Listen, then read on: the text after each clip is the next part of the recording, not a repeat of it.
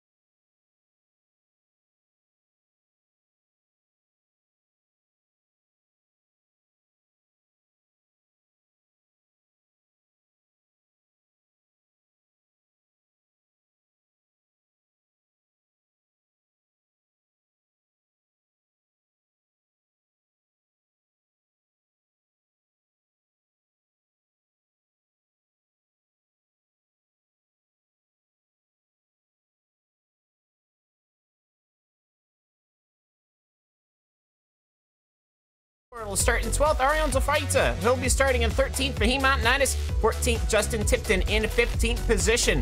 Looking to get underway here. Enzo Canta will be starting from the pit lane, so it will go to Philippe Lebert. Now, right as soon as we get this underway here, the rest of the cars pulling onto the grid, we'll bring in Will and Jack as we get underway here. But the scrabble into corner number 1 is as treacherous as always. It's sort of a hairpin. It's a weird left cambered corner. As the engine revs go up and Philippe Lebert solo on the front row will be leading them all into that very corner number 1 hairpin. It's called Big Bend for a reason. We'll see. You got a slot into the inside very early. Almost looked like that. It almost looks processional. Only one car stuck on the outside as they go into corner number 1 for the first time. Philippe Lebert leads them through. We'll bring in Will Fisher, and Will, seems to me like everybody got a very good clean start. These guys won a good clean race. Hey Cam, yeah, thank you. Great to be here. You know, it's always tough at the beginning of these. It's such a tight thing. We got a lot of cars. Great up front at the beginning. Looks like a little tight as we go through the single left-hander in this course, but coming up to the uphills, clean so far. Great stuff.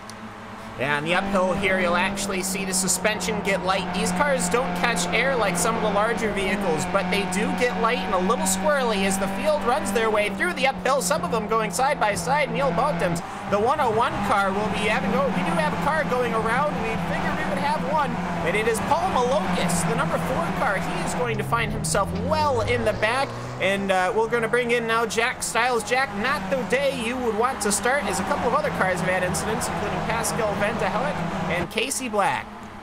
Yeah, we're just seeing some incidents towards the back of this field at the start. Obviously a bit hectic here at Lime Rock, not a very long circuit, just over 1 mile. So it's good to see these guys. A lot of these guys are off cleanly.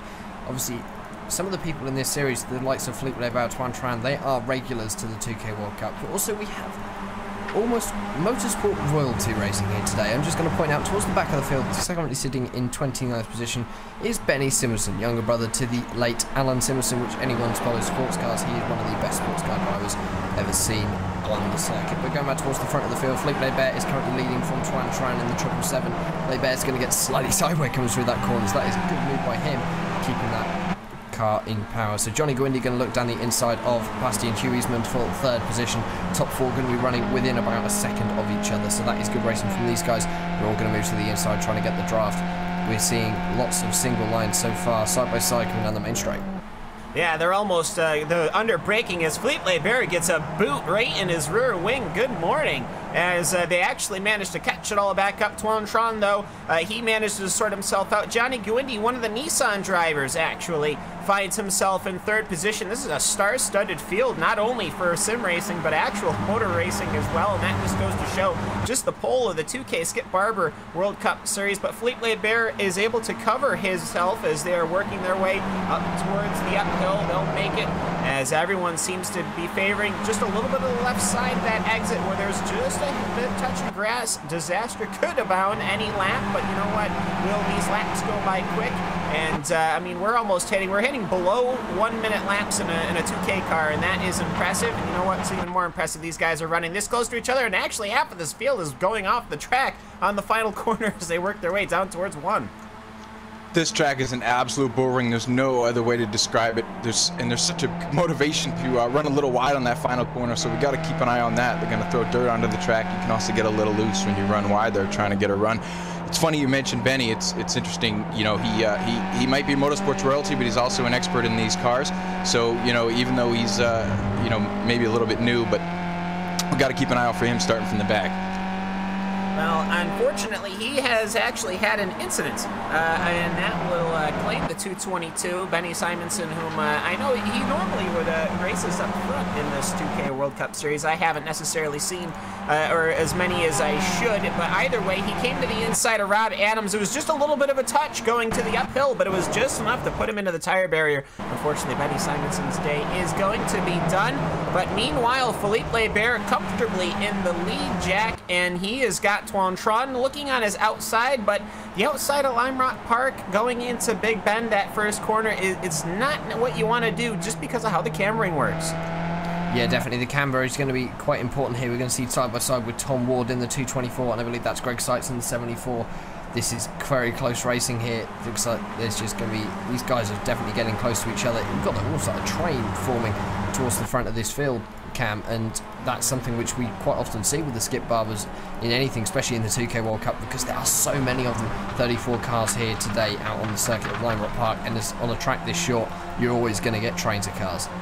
Yeah, I was going to say, this is actually a bit of a light field personally, but they will be coming up on the rear of Rob Adams pretty soon. Rob Adams looking to potentially go a lap down. He's the number 99 car, and he will politely pull off. That is sportsmanship at its finest. He lets the entirety of the front crew go on into the inside, and he'll actually pull right off the track. I mean, they are using the entire track surface. Tuan Tran on attack on the outside. Johnny Gwindy trying to come out of nowhere to the inside, but no, it was not there, and Tuan Tran will be staying in second position. Lebert will be staying in first. So your top 5 as it stands is Lebert, Tuan Tran, Johnny Gwindy, Bastien Huisman, and Andrew Picario. These guys are running fairly hard, and Tom Ward, this pack back here, this 224 car with Tom Ward, he's trying, Will, to work his way through. He makes a couple of crazy moves. Those lime green rims always seem to be carrying that 224 into all sorts of action, but he's got to get past David Jimenez if he's going to look to catch back up to this front group.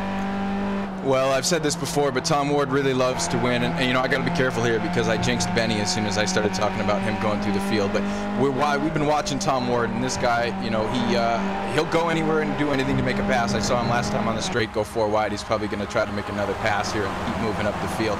but he kind of slid it through the grass sideways into turn 1, and you know, he just really loves to move forward, so we'll keep an eye on him, and hopefully I don't curse him the same way I did Benny. Yeah, and Barry Arens, he'll be another car that is severely damaged and needed to go into pit lane, the 116. So we're getting a couple of cars straggling through with damage and unlucky maneuvering, but either way, it, for the most part, has been clean here at Lime Rock Park, which is not something that we normally say. Perhaps we can change that, as we've got 44 laps on the docket here, and we're only on lap number 7. Rafael Marquez and that 255 holding off Francois Bouillon and Kane Halliburton, as well as Nick Watson and Neil Bontemps are looking on as they go up the uphill one more time. And Jack, just that, how they're taking this uphill, they're taking it so wide. Now, obviously, I was never proficient in the 2K, in the Skip Barber car. I never clicked with me, but how these guys are able to throw the mechanical grip and just barely touch the outside grass as they're going up the uphill is very impressive.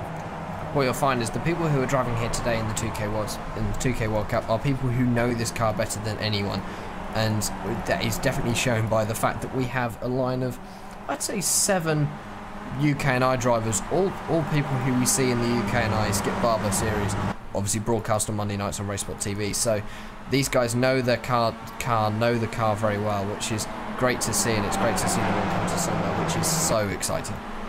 And the 198 car, David Pena Jimenez, I said he's going to have to get around him. Well, he opened the door quite literally, Tom Ward did. He went to the inside of corner number 1, and he found himself that position rather forcefully. But now Tom Ward, he is ahead of Greg Seitz and Ariel Zafreita. He's finding himself moving through the field here as he started in 13th. He's up to 11th, but you know what? He's still on this main group as they are going into corner number 1, looking at the leader as they go in. Tuan Tron, Johnny Gawindi. Gawindi has been trying, Will, for the last couple of laps to get the over-under on Tuan Tron, and I'm just worried at some point those wheels aren't going to make contact. Well, it's so tough through 1, and Tuan is getting a big run on Philippe, and Philippe's covering the inside, right? So Tuan has to go outside, and it looks to Johnny like the door is open, but then Johnny tries to go in, and the door closes really quickly, and that's going to happen over and over and over and over here all day long. So these guys really have to, you know, be so close and so on the line and so on the knife edge, and it's going to be like that. So you're absolutely right. Any second could turn into disaster, but fortunately these guys are the best of the best. Johnny's a personal friend of mine as well, and I think, you know, if anyone can do it, he can. Yeah, of course, I recall he was racing in the 24 Hours of Dubai not that long ago. Actually, that was quite a while ago. That was in January, and it's now in September.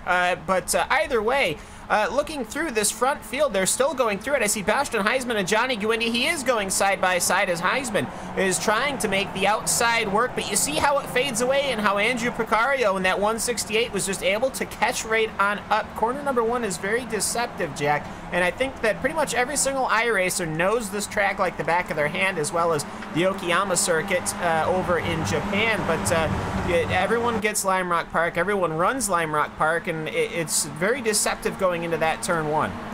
Turn 1 is definitely a difficult circuit. This circuit is really hard because, okay, we've only got 8 circuits, or 8 corners to learn as iRacers, but every single corner is different. Every single corner has a different characteristic. You've got the high curves as well to deal with here at Lime Rock Park. They definitely do throw up, especially in the Skip Barbers where they are so susceptible to bumps and lumps, and they can get thrown off very easily. That final turn you can almost take flat, but not really, and turn 1, 2, 3 and 4, that short complex is definitely going to be close. But the lead, we're going to look at towards the lead. Philippe Lebert, Mr. 2K World Cup, Antoine Tran in the 777. Those two are going to try and go side by side through 1 and 2, just not going to make it happen. Tran is going to stay just behind, looking for a moment to get past Philippe Lebert. Johnny Gawindi has dropped a little bit further back into the clutches of Bastien Huisman and Andrew Picario. Carl Tronke and Brian Duell are just holding there. Greg Seitz is going to hold the next, or be leading the next group from Ariane de Freitas, but Ariane de Freitas is going to be looking up the inside coming up towards the hill.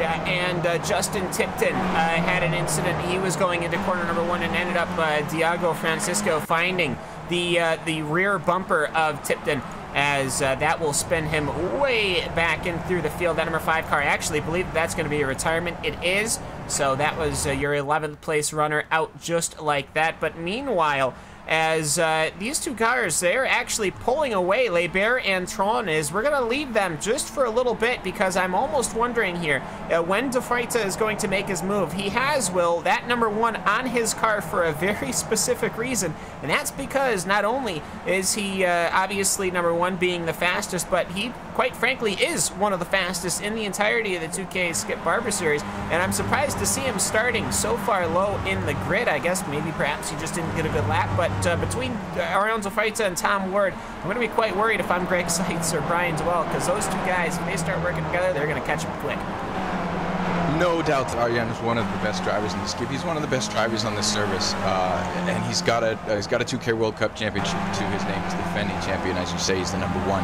I was going to mention that I don't know why he started P13. It's hard to say if he screwed up his lap, or like you said, everybody knows Lime Rock like the back of their hand, so maybe he's just not as far ahead as everybody else. But he's certainly been pushing through. He's moving up a little bit. He's in a tight battle here with Tom and Greg. They went side by side up through their uphill last time, and I feel like these 3, Tom Ward, Greg Seitz, and Ariane, are going to have a tight battle throughout. I think they are going to try to close this gap, though. If they're smart, they're all real smart racers. Maybe if they work together, they might close up on the leaders before the fuel takes into account. Yeah, and the fuel will come into account. They will need to come into pit lane and get fuel. No tires. Obviously, that is a load of work for absolutely no benefit. These are spec DOT tires, basically, I believe, just high-quality road tires. But these cars, they'll just get the fuel in the tip, and they will end up getting themselves away. Will, I believe you actually know what they are. Well, yeah, I mean, they're like you said, they're a DOT legal tire. One of the things that, people talk about new tires, and a lot of series in iRacing, you're going to have to take tires. I've done some 3-4 hour Skippy races, and these tires just last forever and ever and ever. So you're never going to see these guys changing tires in this series. It's a quick splash and go in the fuel, but the fuel is so slow filling that managing fuel is one of the huge factors to this series. It's really just a guy unscrewing the cap and pouring it in with like what you would normally see as far as like a VP race fuel jug. But either way, though, your lead staying pretty consistent. Philippe Labert having a pretty good handle on it. They go up the uphill one more time for lap number 14. Twan Tron closely in pursuit. And Johnny Guidi has actually been able to close the gap quite a little bit here. But you know what? I want to see here what Tom Ward can do on Arion De Vrijten. So you know what? We're going to see if we can go on board with this number 224 car as they complete lap number 14. And they're starting their way to lap number 15. We'll go on board with Tom Ward and see what he can do in his Skip Barber car.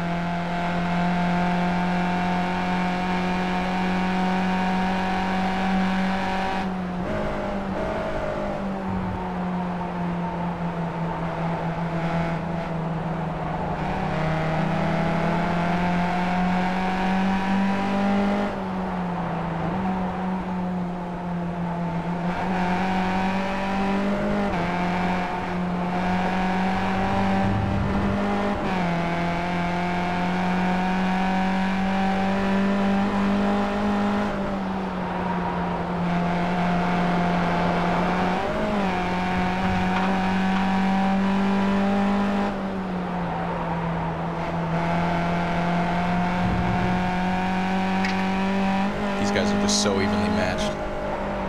Yeah, they absolutely are coming off of corner number 7.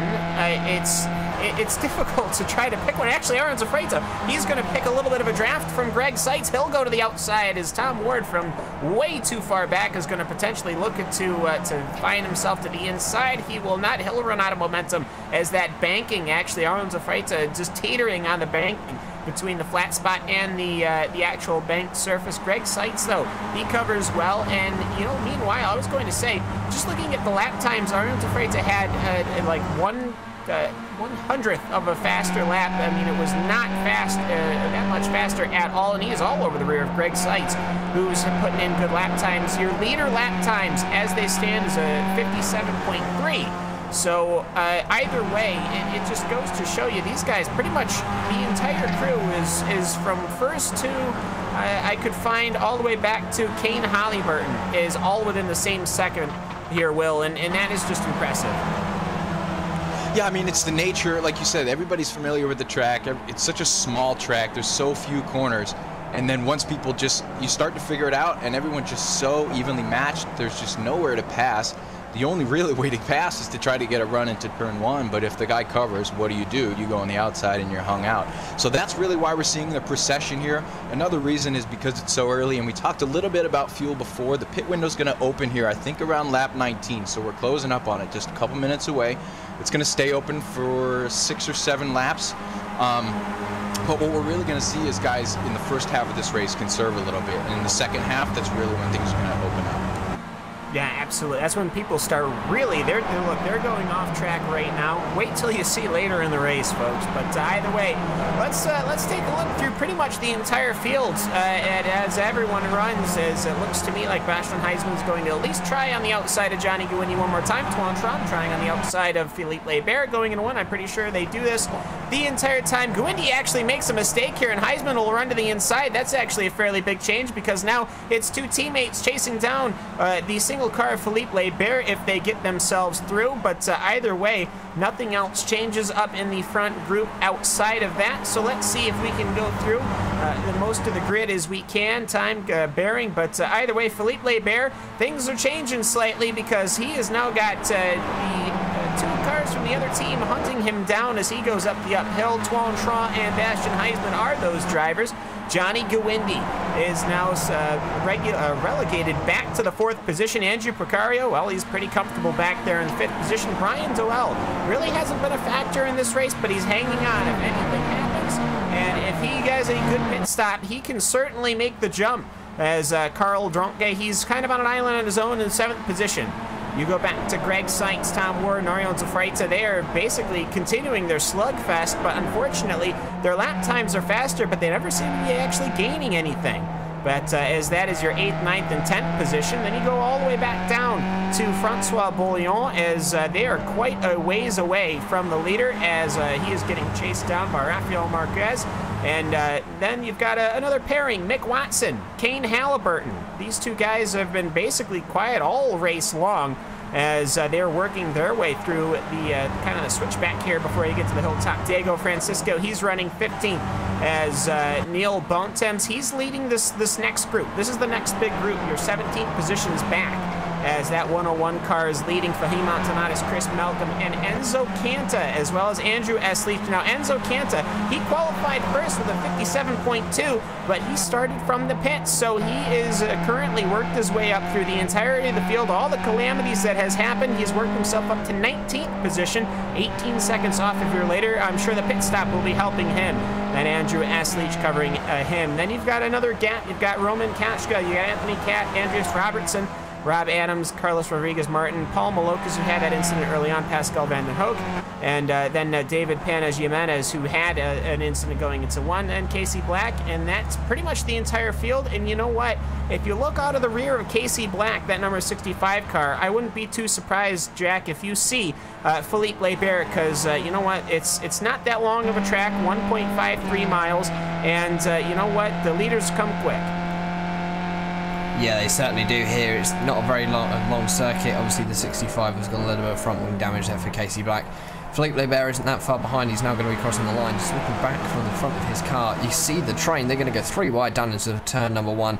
No one's going to try and make a move. So Philippe Lebert going to hold the lead for one more time. We're approaching the halfway stage in this race cam, and we're definitely going to see people onto pit lane before long, and that is going to make this a little bit more exciting because it's going to be a case of who can get the faster pit stop, and also pit entry here is going to be challenging. We saw at Phillip Island just a couple of months ago where people were having accidents coming onto pit lane. That was costing them the race. Yeah, pit entry is not a fun time. You're going downhill, down the gears, grass on both sides, ending in a concrete barrier. So it is not necessarily what I consider the most relaxing of pit entries, but as you can see it here, as they come off the downhill, it just shifts over to the right, and then it's a hard right, and then you got that tire barrier there. As the lead is kicking off here, Toine Tron's finally got a run. I believe Bastian Heisman has been helping him out as they are looking to go 3 wide into corner number 1, and that has really botched the attempt. Now Toine Tron has fallen back. Johnny Guindi is finding himself to the inside. All he has to do is push a little bit up. Bastian Heisman, they almost make contact. The wheels interlock, but for a moment, Ashton Heisman covers and Will. That's a pretty crazy exchange for really no difference of positions. But yeah, that pit entry is going to be dramatic, especially if, well, as you were saying, pretty much one goes in. They are all going to go in, so that could potentially pose a big problem. Well, I was going to say I just had a heart attack going into one, and then we exited turn one in the exact same situation we were in before. So maybe these guys need to take a couple deep breaths before pit lane. I really think they're going to come in this time or next time by. This pit lane entry is tough when you're alone. Coming in from here, turning right, hitting on the brakes, getting back to the chicane, basically left to get in there without getting too loose is tough. And they're all going to come in together, it looks like, because they're pushing this to the end of the window. So if coming alone is tough, coming in a pack of 4 is absolutely insane. So let's see what we can do here, and not just these top 4, but all the way through the back of the field. Everybody who comes in together is going to be in a tight thing. And I think coming out could be equally tight because we don't know, exactly how much fuel everybody's been saving. So this is about to get really dramatic. I was going to say, I don't think Barber has been saving at all. Or maybe he has, and he's just been playing very good defense. I mean, this is sort of a track that you can do this on, but either way, though, Barber, this is also another interesting thing because of how the fuel increments. It doesn't have increments like you would normally expect. It jumps up at particular increments, so sometimes you go that one click too much, and you can go one click too little. But of course, you do have the option to manually stop it when you uncheck box in your little pit box. Basically, you wave your arm at the pit guy. The pit guy goes, oh, all right, puts the cap back on, and off your way you go as they go into turn 1 again. Much more tame this time, thankfully. But either way, Will, I mean, Brian DeWell, I will say, has closed on this group. And I wouldn't be too surprised if I don't see Barber and Gwindy come in on one lap and Twan and Heisman come in on another lap. Yeah, well, we'll see. I mean, like I said, I think the window closes on lap 25. We're on lap 24 here, so if they don't start this lap, then they're all going to push to the end. It's possible teammates are going to stick together here. I mean, we got 2 and 2 up front here, so that'll be interesting. I've been keeping an eye on Brian Dell, like you said. He's kind of notorious for this, hanging back, saving fuel, and jumping some people in pit lane. Yeah, and pit lane, of course, with it being quite that dangerous place, will he be the first to come in? Oh, and actually, here comes Barber. Here it goes, just like that. He's left the entirety of the front group behind, and I was just about to say, whomever seems to come in first always gets the jump.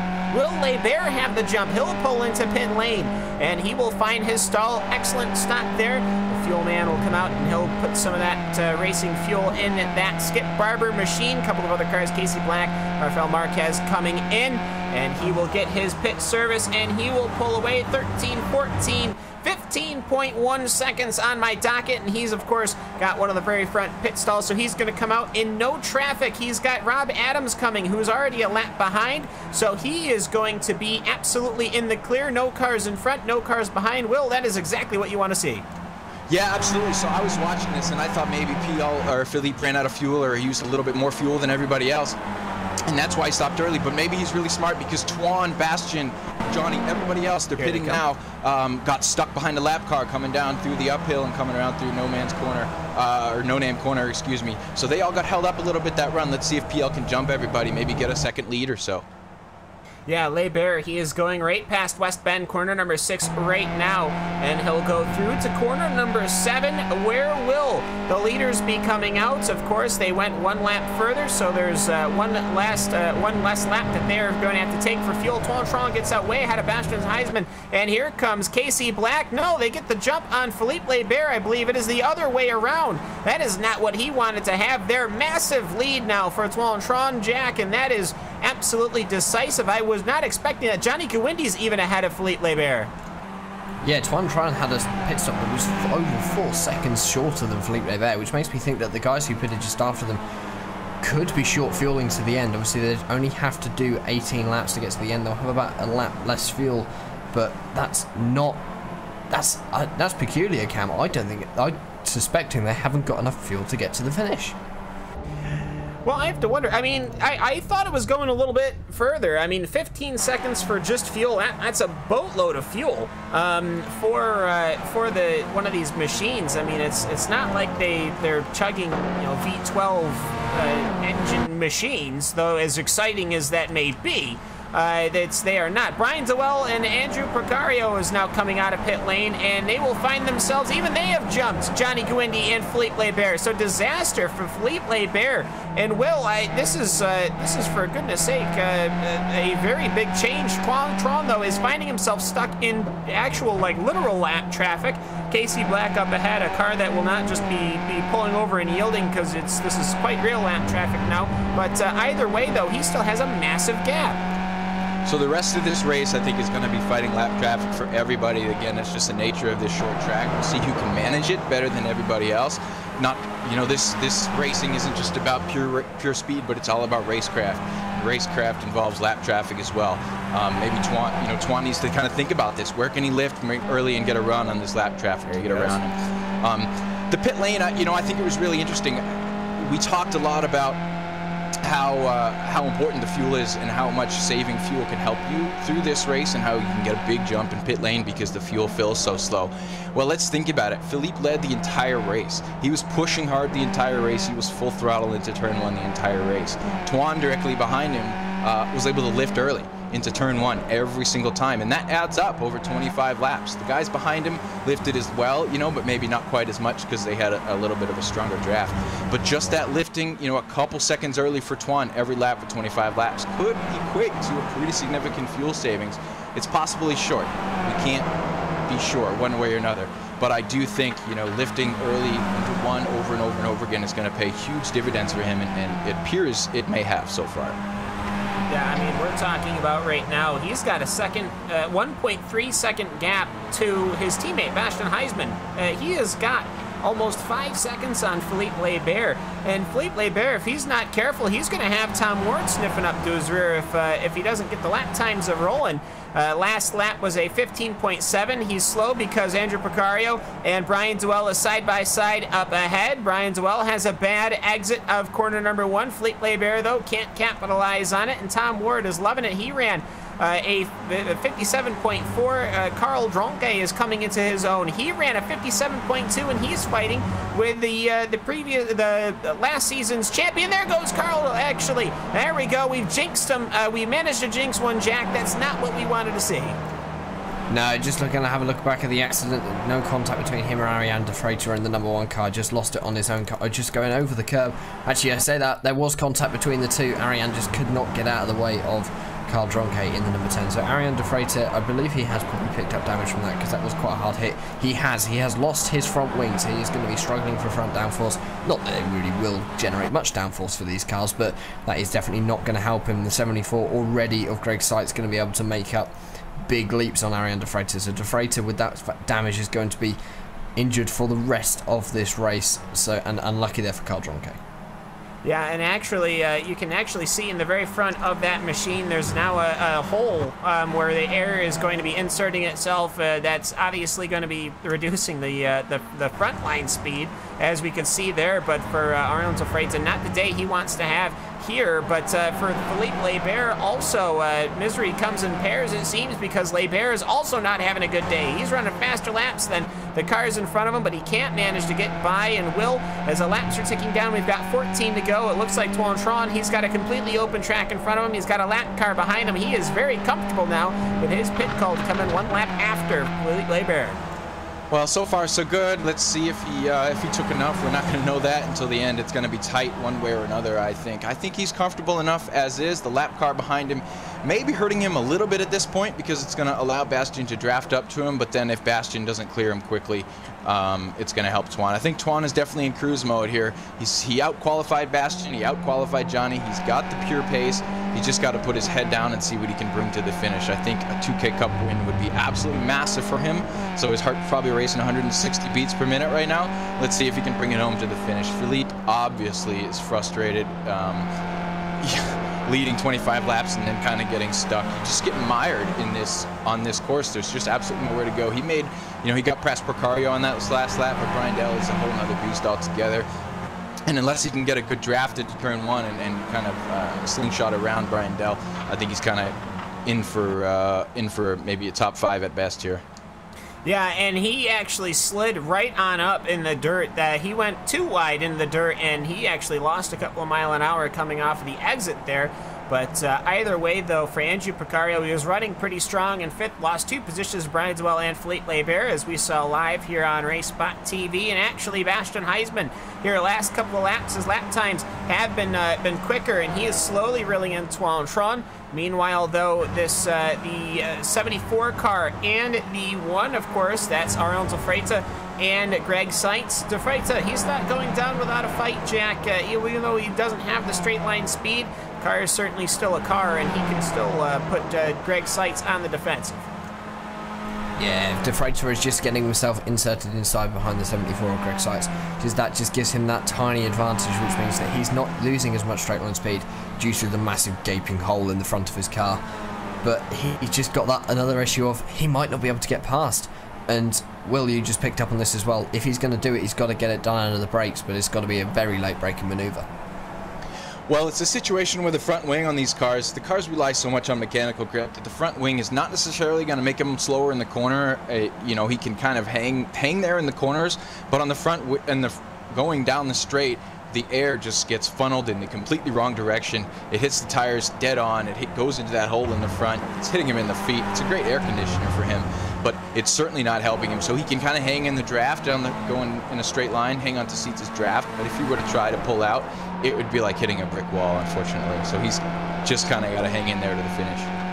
It'd almost be better if the front nose cone got ripped off too, like the whole thing. That would actually, because there'd be less to buffet it on. But either way, though, for Johnny Guindy in that 18 car, I have got to say, I believe, is Johnny also missing a front? No, he's not. As just a shadow of my eyeballs, whoopsie-doo. But Philippe Lebert, he wants some of this action. He's getting the draft from his teammate, and Johnny Guindy, he leaves the inside just a little wide, which pushes Brian Dwell out. So teammates working together, Jack, as they're working their way. Now, they've got quite a massive gap. They've only got 10 laps to do it. I don't think it's possible, but you know what? They still want to be as high up as they can. Johnny Guindy, though, in 3rd. Philippe Lebert is now in 4th. Gotta wonder how long our teammates going to work together, especially because Tuan Tron and Bastian Heisman, if anything happens between those two teammates, you know they're going to be fighting for the win as well. Yeah, I think Philippe Lebert and Guindy are just going to work together. Obviously, we have only got 10 laps to go. That's only about 8 minutes, or not very long here. It's going to be less than 10 minutes. So these guys have really got to get their foot down. They have about a 3-second gap to make up to get back to Bastian Heisman, and then about 5 seconds up to Tuan Tran in the lead. Tuan is doing a brilliant job up at the front. He's done a sterling drive all race, going on to lap 35 now. So to see him up at the front for someone who I don't believe has ever won a race in the 2K World Cup, this could be his first race, and I think he will be delighted with that. But Johnny Guindy and Philippe Lebert will be working together to stop that happening. Yeah, I don't think there's enough time. We've only got 9 to go, I believe, as Guindy and Lebert went side by side into corner number 1. So that tells you everything you need to know. These guys are going to be fighting for 3rd position. I don't think they're going to imagine anything happening to Tuan Tran or Bastian Heisman. They've gone around 35 times around the circuit. They're going to be able to finish the rest of this race without an issue. But Will, if you're Philippe Lebert, how bad do you want it over Johnny Guindy? How much do you put to risk? Because there's still, if you look, there's still 26 cars on the lead lap. One incident, you've gone from basically a podium to beyond dead last, basically, and obviously you're not going to want to do that, especially with a teammate, especially today. Not to hint to anything, but either way, Lebert go to the outside, but for a second it's a dummy. Doesn't work as Johnny Guindy, he pulls to the inside on corner number 1. Yeah, I mean, it's such a tight, fine line to battle right there. I mean, they're teammates. You got to be careful. Everyone knows the #1 rule in motorsports is don't take out your teammate. The one thing to consider, though, is Philippe is battling for the championship. He's very close to the top. I think he's in 4th in this championship so far. Guindy, while he can be a championship competitor, he's missed several rounds this season already.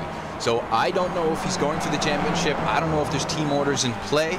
I think these two don't fight each other too hard. They're certainly probably not going to wreck each other. They're too comfortable. They're too capable behind the wheel. So I think they'll be smart and respectful. We'll see at the end if Johnny kind of yields to his teammate. I think you're right, though, Cam. There's no way that they catch Tuan. In fact, I'm looking at the lap times now. Tuan is pulling away from Bastian. I think Tuan is just in a groove right now. I don't want to curse him. Tuan's a great guy. He's been around for a long time. He's going to really deserve this if he gets it. But let's hope he can bring it home. Well, there's a certain amount of concentration and razor focus that you get when you've got a car covering both of your mirrors at the same time, and you got a car that you're sniffing up to the rear of and the blood in the water.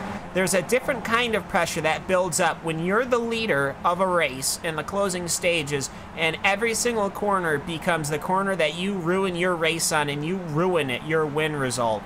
And it is absolute pressure. I have felt it myself. I have made that mistake myself, and I'm still kicking myself in the rear for it. But for Twan, no, he is a seasoned expert at this series here, the 2K Skip Barber World Cup Series. I wouldn't imagine that he's the type to make that mistake, but either way, Bastian Heisman, he's there comfortably. But let's take a look at this battle here. Johnny Guindi and Philippe Lebert. I believe the gloves are starting to come off. Lebert, he is trying, Will, so hard to make the outside work, but he just can't do it. This is where the battling is, right here. 4, 5, 6, 7. They're all right on top of each other. Tom Ward is pushing hard to be from that 7th to catch up to the 6th to be right there with this guy, and I think with these guys, and I think he will as they start to battle at the end. So much for team orders. I mean, these guys know what they're doing. They're going to fight hard, and I think Johnny wants this podium just as much as anybody does, clearly. But Philippe's in the catbird seat here. He's got to watch his rear view. He's got to watch the front. If he tries to go too wide in this corner, he's a little bit of a madman. He did it. He can trust his teammate. That's amazing, but it's only going to get more difficult from here. He's got to swing real hard. He's got a wider arc to go, and that is going to ruin his speed. Look at the launch from Johnny Guindi. That number 18 car is going to clear him. That's going to lead Philippe Lebert to the dogs. Andrew Precario is going to come to the outside. Brian Duell goes into the middle as they're going 3 wide into corner number 1. That it can certainly not work, can it? As they're keeping it 1 Mississippi, 2 Mississippi, 3 Mississippi. They've worked themselves out into a straight line. Lebert, Duell, and Precario, and all that's happened from that action is Lebert's defended his position, and this is allowed the number 224, those lime green rims with that lime green and black helmet of Tom Ward, to catch right on up. He makes the decisive moves, Jack. He makes the attacks, and we'll see if he can change the outcome of this as Johnny Guindi says goodbye to this pack. Johnny Guindi has gone off into the distance in 2K World Cup standards, but Philippe Lebert did an awesome job down into turn 1 to be able to hold that. He just had the right line, and even though he basically dropped 2 positions, he gained it back in, I don't know, half a second. So good driving there from Philippe Lebert. He's showing why he deserves to be Mr. 2K World Cup. But Johnny Guindi has just drove it off into the distance. No one's going to get close to him in the final 5 laps. We're now down into the final 5 laps of this race. Twan still going to lead, Bastian Hewson in 2nd, Johnny Guindi going to be sitting in 3rd. Car off on the inside there, I believe that's a back marker there, Cam. Yeah, it's just no one who's going to be fighting there. Greg Seitz and Ariane De Freitas just a bit further back as well, still going to be within about a second of each other. Same with David Pena Jimenez and Rafael Marquez, so these two are going to be fighting out for T10 and 11. There's battles going on all the way down through your field as expected in the 2K World Cup. Cam, there's too many, we can't keep up with them. Yeah, basically, I mean, there's no surprise there, but the 2 teammates of the 198 of David Pena Jimenez and the 255 of Rafael Marquez, they're doing a good job. And actually, if you go further back, there's still battles, but you know what? Let's keep our eyes on this one up here. Closing stages, it'll be 4 to go this time by, or maybe it'll be 5 to go. Somebody will tell me. Either way, I'm not, why don't we make it 10 to go, 15 to go? Let's keep this thing a-rolling, but either way, there's a car off in the back. That's Carl Drunke, no worries there. But they're across the line, so it will be indeed 4 to go. Guindi, I thought that he would be gone, Will, but you know what? These last couple of laps, Lebert has managed to catch right on up, even though he has got the pressure on him. There's no way you can ever count out Philippe. I was thinking the same thing. I said, you know, that's how easy it is to break it open on this track. Because it's such a single file racetrack, if the guys behind you start battling, you can just pull a gap, and that's what Guindi did. But Philippe is just on a mission here. He just refuses to lose. He wants that podium spot so bad. I think he really needs those points. This is an opportunity to gain points on Ariane, on Seitz, on Norbert, the guys in front of him in the championship. Twan is behind him in the championship, so significantly so. So this is not the end of the world for Twan to win, but Philippe needs to gather as many points as possible. So he's really pushing here. So much for Johnny getting away. Tom Ward and Andrew Precario going side by side, a little bit farther back. Tom Ward pushing for a top 5 here as well. Yeah, absolutely, and things kicking off almost too late, I'd have to say. Backmarker Casey Black, he'll get to the outside on corner number 1. That is the polite way to do it. He lets off the throttle. That's the 3 drivers fighting for position through, and Tom Ward is cycled past Andrew Picario for that 6th position going through corner number 1. So Tom Ward, perhaps, in closing the stages, he has found his way through at least one machine. The distance is going to be too great for the 2 laps that we have to go, but Jack, just it's been so far an absolutely sensational race here at Lime Rock Park, and we've still got this battle for position number 3 to be decided, but overall, last 40 some odd laps have been absolutely fantastic. We have had close and exciting racing all the way through these races. We always do with the 2K World Cup, and it is such an enjoyment and pleasure to commentate on it because there is so much action. But Philippe Lebert and Johnny Guindi, 2 teammates, they're still going to go side by side down into turn 1. Just 2 laps to go. You'd think he wouldn't be taking this risk, but obviously they would. They want the points. Philippe Lebert not going to have enough momentum to get round on the outside. Very hard line to take. Just going to get up on that high curve through turn number 2 and down towards turn number 3. So Philippe Lebert in the number 2 car going to sit in 4th. Guindi going to get sideways through 3. And just maybe saying that these tyres, they're saying that these tyres won't go off, as Will said, they last forever and ever. So maybe he's just losing a little bit of grip, a little bit too much speed and pushing that car too hard as they come up over the hill. And this is going to be the start of the final lap here at Lime Rock Park. We've got 1 lap to go as Tuan in that number 777 will be comfortably taking that white flag. He has got a 2-second lead over Bastian Heisman and a 6-second lead over 3rd place. And 3rd place and 4th place is hustling and bustling their way through towards corner number 1. Lebert, will he finally make the outside work? No, the answer is going to be as Johnny Guindi closes the door. As long as he comes up just a little bit, he will cover. Brian Dowell is also there. Perhaps an interloper that could affect the outcome of this race. Dowell so very close. I think he actually gives a little bit of a bump to the number 2 car. Meanwhile, Tuan Tron comfortably going through the countryside of Connecticut as he works to find if he can come away with this one. He's taking it nice and safe, understandably. Guindi, he's going up the hilltop, though. One last time, Guindi, Lebert, Dowell. Will it be that order when they come across? Lebert is going to try the outside. No, he will not. Meanwhile, the number 777, Tuan Tron, in that purple and black 2K Skip Barber car will be coming across the start-finish line, and he will win here in the 2K World Cup as Bastian Heisman. He'll come home in 2nd. Guindi and Lebert at the line. It's a drag race. It will go to Johnny Guindi, and Brian Dowell will finish in 5th, and Tom Ward will finish in the 6th position. Absolutely sensational finishing here, Will. Oh my gosh, it does not get any better than that. You know, these guys, I can't believe how many times they're going to go side by side and just not have any incidents. It's amazing to watch. This is what 2K Cup is all about. But with that, let's not forget what had just happened up front here. Round of applause to Tuan. I think it's amazing what he did. He's been trying so hard. I think for years we called him an oval specialist. He got some poles at the Nordschleife a couple seasons ago, but he couldn't capitalize. I think he's going to pop the champagne tonight, and this is well deserved for Tuan. Congratulations. Yeah, there's a Lime Rock Park, almost like a miniature Nordschleife, if you think about it. Going through the countryside, and any mistake you make is going to be the end of the race. Speaking of the end of the race, we're going to go through the Skip Barber 2K World Cup final results here from Lime Rock Park. Lakeville, Connecticut has been host here pretty much every season, and every season puts on a show as Tuan Tron, that 777, he'll come home after 42 minutes and 40 seconds. Bastian Heisman will come home in the 2nd position. Johnny Guindi, he'll go from 5th to 3rd as Philippe Lebert, perhaps too much fuel, he'll finish in 4th. Brian Dowell come home in the 5th position. Tom Ward goes from 12th to 6th. Andrew Picario, well, he started in 7th, finished in 7th. Much more to that story, though. Greg Seitz, he'll finish in 8th position. Ariel Zafraita will fight his way to 9th. Rafael Marquez, 23rd to 10th. Francois Bouillon will go from 20th to 11th. David Pana Jimenez will go from 8th to 12th. Not the day he wanted, but it was good hard fighting at Lime Rock. Mick Watson will finish in 13th. Enzo Canta from the pit lane will finish in 14th. A very impressive day from that 924. Diego Francisco will come home 15th. Andrew Leach will come home in 16th. Fahim Atnadas, not the day he wanted. He'll come home in 17th. Kane Halliburton will finish in the 18th position after starting 26th. The guy who started right in front of him will finish right behind him. Chris Malcolm, he started 25th. He'll finish 19th. Neil Bontemps will come home in 20th. Carlos Martin will come home 21st. Paul Malokis will come home 22nd. Anthony Cat, 23rd. Roman Kachka will come home 24th.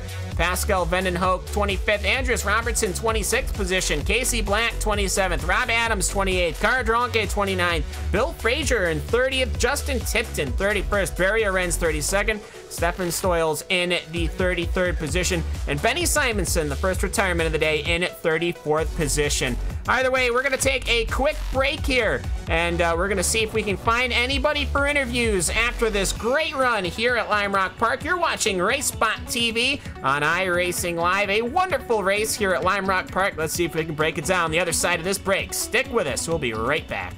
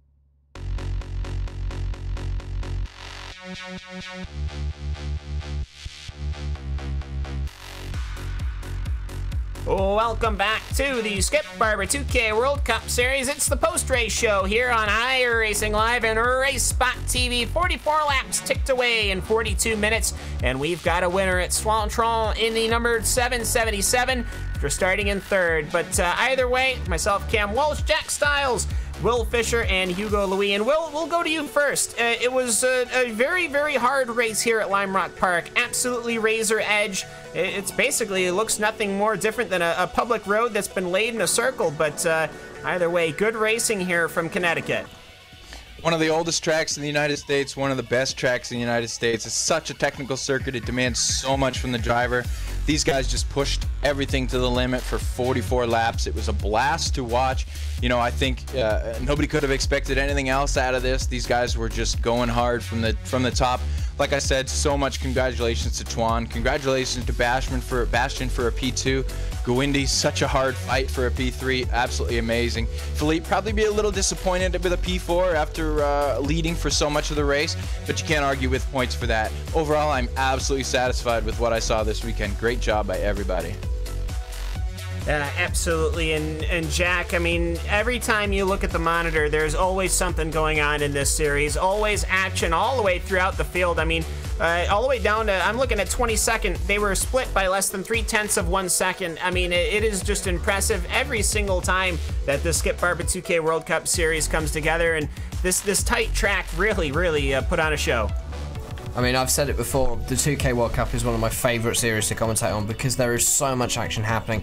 Something is always happening and people are always having a good old scrap. And obviously the Skip Barber is one of these cars where you need the draft to be able to make passes, and you do get the trains form where we've had them in the past. We've had like 20 car trains, and it's just brilliant racing to watch. And we saw that again here at Lime Rock Park, which is just amplified by that brilliant racing because of how short this circuit is.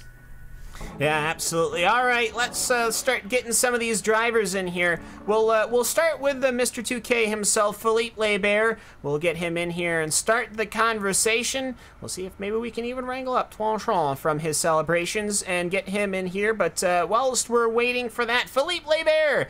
Well, Philippe, he started in second, he finished in fourth, but Lime Rock Park will always prove that that is not entirely the story. Philippe, you had a great first half, and then you had a not so great second half. Why don't you take me through it? I think my pit crew fell asleep. I stopped at my pit box and nothing happened, and I waited and I waited and I waited, and then after 5 seconds they started fueling. So I'm gonna have a word with them because that's not acceptable.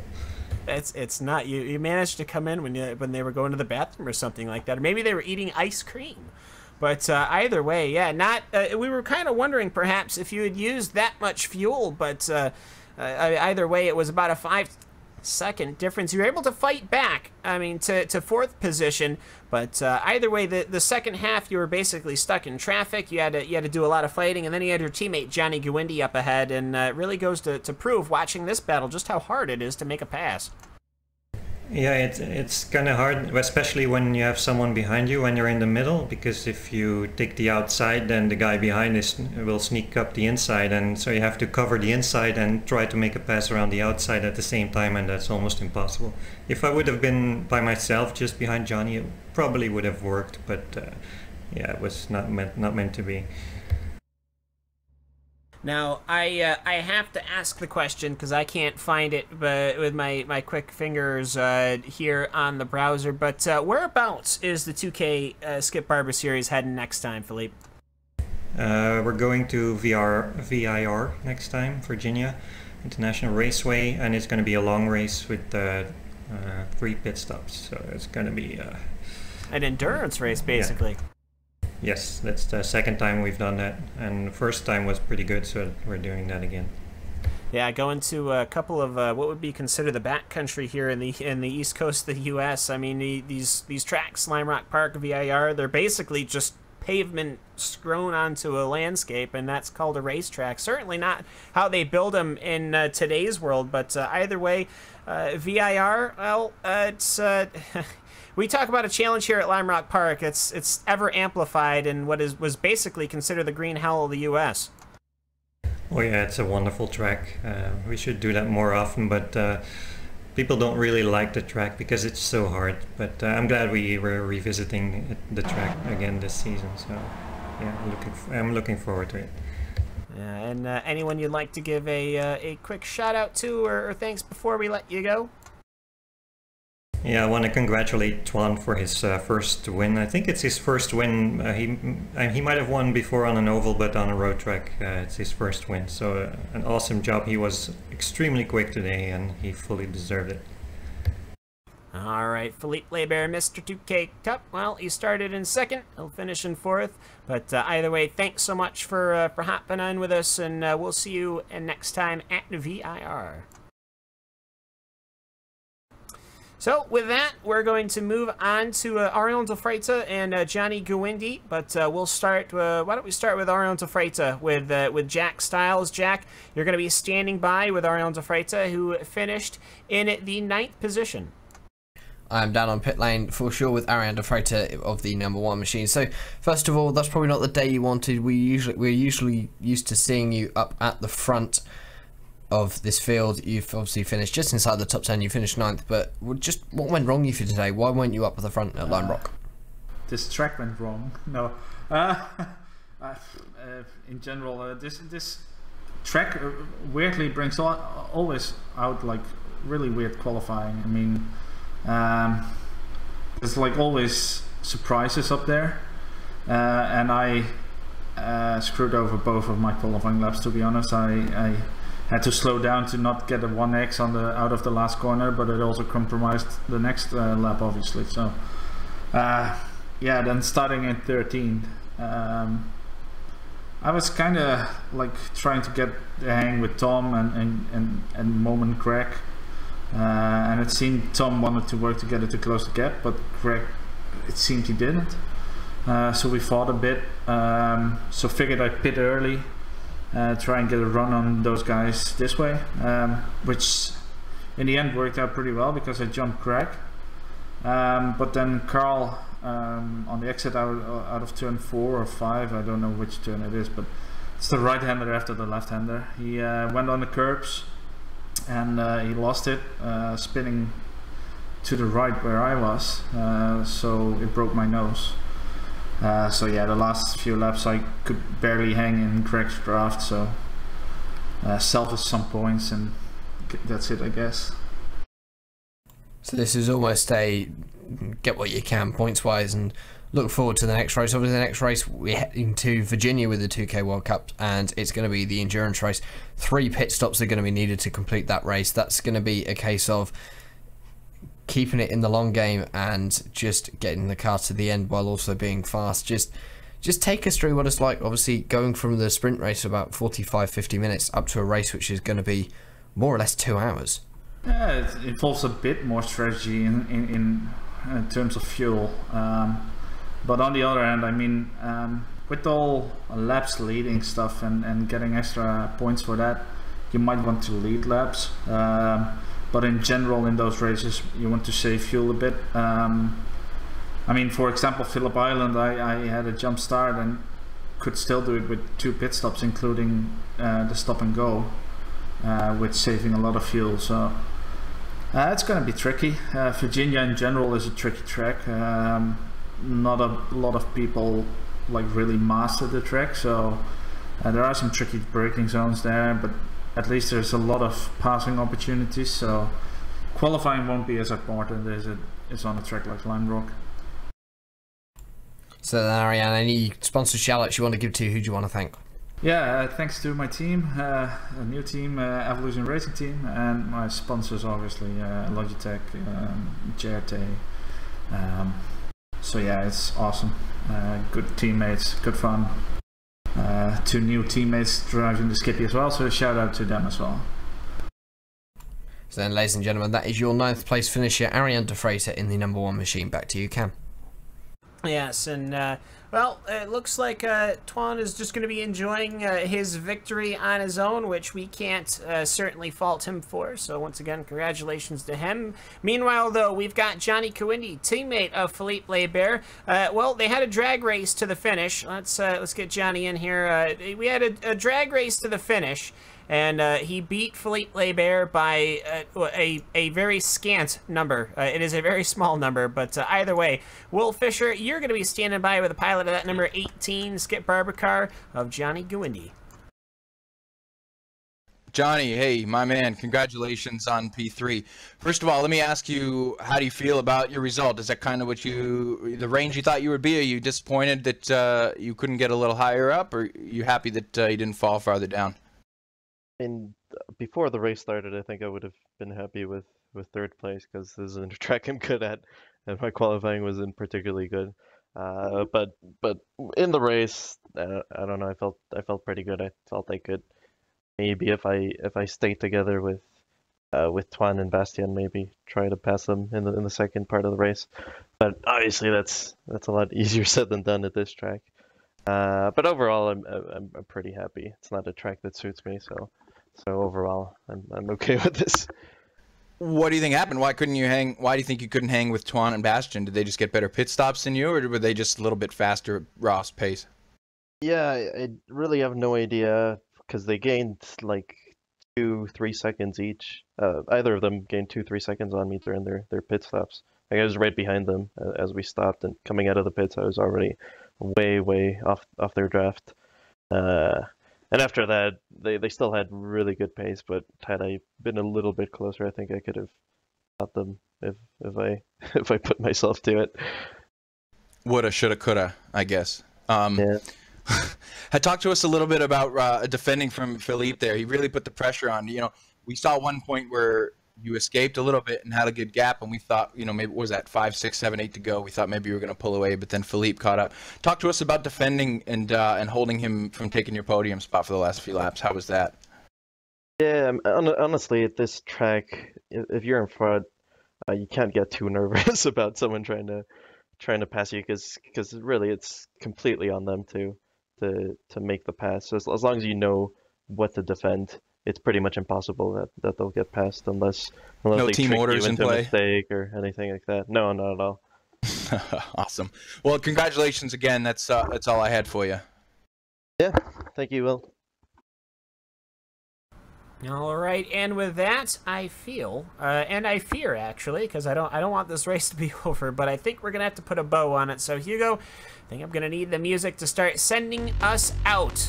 The Skip Barber 2K World Cup Series is organized by Philippe Lebert and, of course, broadcast here on iRacing Live and RaceSpotTV. We'd like to thank you for making us part of your evening. We hope that you had just as much fun as we did here at this Lime Rock Park. A couple of weeks' time, we'll be in Virginia, and we hope to see you there. So, for all of us here at RaceSpotTV and everyone that makes us this entirety of the production staff, including Hugo Louis, Will Fisher, and Jack Stiles for joining me, Cam Walsh, in the booth with you today. We wish you all a very good rest of your Sunday, and we hope to see you again soon. So for all of us, take care, and so long from Lime Rock Park.